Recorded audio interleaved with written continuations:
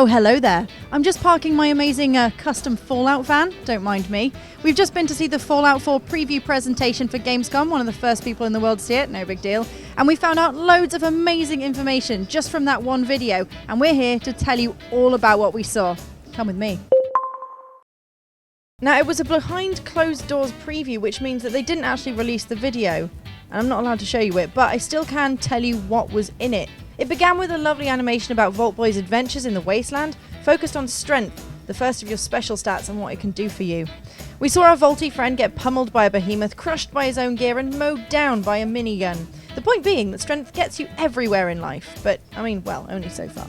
You might remember in the Bioshock games that every time you get a new plasmid, you'd have a cute little video showing you how to use it and explaining the pitfalls. These videos are similar in style and exposition, so they could well be used as a tutorial. Fallout 4 is, of course, set in Boston, home of the Red Sox at Fenway Park. We've already seen the park in the footage from E3, which looks like it's been renamed as Diamond City. The Jumbotron and hot dog smell, replaced with corrugated iron shacks, irradiated survivors, and the smell of despair. According to the video, you might be able to play baseball in the game, your skill at which is dictated by your strength. Basically like tennis in GTA, but with more mutants. It also sounds like you might have to have certain strength levels to both craft and use weapons and armor, so don't think you can just go straight out there with the 2-ton mech suit we've already seen in the trailer. One of the most exciting things in the video was the reveal of the perk chart, a Fallout Shelter-style cutaway of a vault. Imagine a doll's house filled with Vault Boys, with 7 columns across the top representing each special stat and 10 rows, or floors, representing the number of skill points you can have in each, making 70 perks in total. As with perks in the past Fallout games, each separate room in this doll's house is represented by a drawing of Vault Boy doing the thing the perk does, but this time they're animated. And as with any skill tree, the perks get bigger, better, and bloodier the further you go down. We then cut to the game, with our character wandering into an abandoned town called Lexington. It wasn't long until ghouls were crawling out of the building, tumbling down from high windows to run at us with their gross, decaying limbs.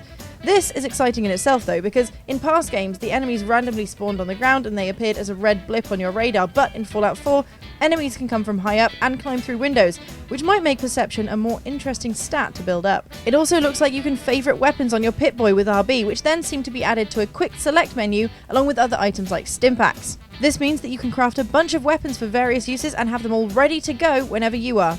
We also got a closer look at the new HUD. The health bar now shows radiation on the right-hand side in red. The new dynamic VATS now has square brackets around the body part to show which area you've selected and how many times you intend to fling bullets at it, and the map indicator along the bottom now shows types of building and location to make it easier to see things at a glance. Transparent icons seem to mean undiscovered locations. I should probably mention lovely Dog Meat, or Dog as he was affectionately known in the presentation. Nothing all that new from the best canine companion since Lassie, but we got to see the Fluffster in action, growling at unseen enemies, gnawing on legs, looting corpses and taking orders. He's not the only companion either. A Protectron joins you for a short while, yelling "Protect!" and other such mission statements, in case you forget why you're being followed by a walking fridge. That Protectron activates after a successful terminal hack, which confirms the return of hacking, but we also saw lockpicking, traps, looting and limb targeting, although rather than crippling enemies, you can now just fully blast off their arms. Blood everywhere. It's pretty cool. That workshop we've seen in a lot of the promotional stuff shows a Brotherhood of Steel T-51B power armor suit, and that Brotherhood of Steel connection continued in the presentation. At one point during a fight with raiders, ghouls and even a behemoth, a few Brotherhood chaps dropped down from the sky in a vertibird. Did we summon them, or were they just in the area? Whatever the reason, they were pretty useful, and they didn't try to kill us or the dog. 2 qualities I look for in a friend. So that's everything I noticed anyway. Thanks for watching, guys. Make sure to like and subscribe, and of course let me know in the comments what I missed, because you always pick something I've missed. I'll see you next time. Bye!